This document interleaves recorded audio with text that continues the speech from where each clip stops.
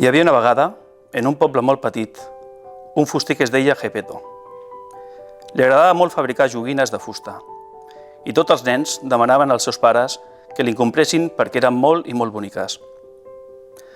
Un dia, amb una bona fusta, va fer un bonic titella.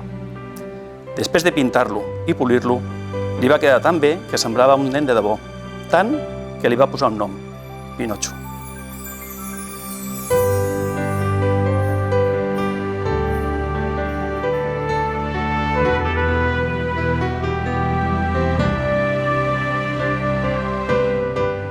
Va ser un dia d'estiu molt calorós a la platja de Tamarit.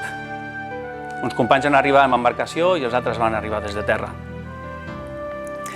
Com a anècdota, podem dir que l'Igor, amb la seva personalitat, no volia posar-se al nas de Pinotxo. Això mostra que té caràcter. Al igual que se'n van sortir de l'estómac d'una balena, amb aquest caràcter se'n sortirà de totes les adversitats que li marqui la vida. Per suposat tindrà el recolzament de la Unitat Aquàtica de Mossos.